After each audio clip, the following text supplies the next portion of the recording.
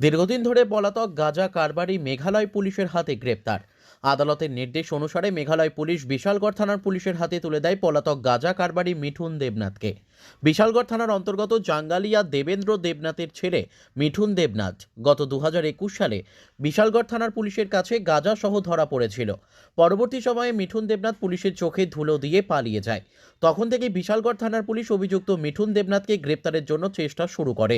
তারপর পলাতক অভিযুক্ত মিঠুন দেবনাথ আবারও মেঘালয়ের শিলংয়ে গাঁজা সহ পুলিশের হাতে ধরা পড়েছিল।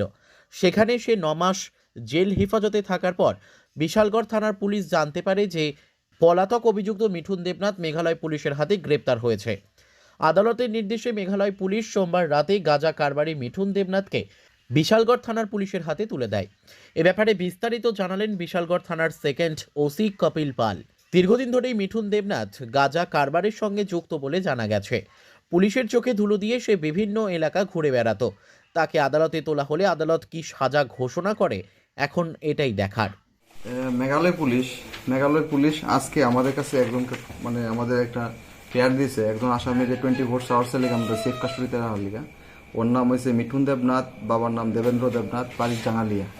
ও 2021 সনে স্পেশাল কোর্টে 6 নাম্বার কেসে সে ওয়ান্টেড আসলো।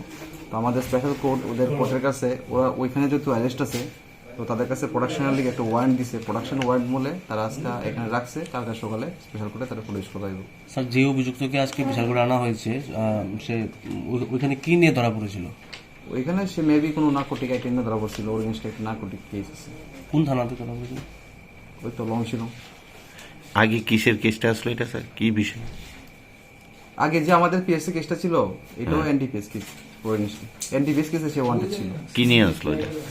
ওইটা তো রেকর্ড দেখতে হবে 2021 সালে। 21 সালে। 21 সালে। স্যার, যে কারবারিকে আজকে আনা হয়েছে তার মুখ থেকে আরেকটা নাম আমরা পেয়েছি। তো মেঘালয় পুলিশ কি ওই অভিযুক্তের বাড়ি থেকে তল্লাশি চালাবে? ওটা দেখবে, ওরা দেখবে। Thank you. Bureau report, news daily Bharat.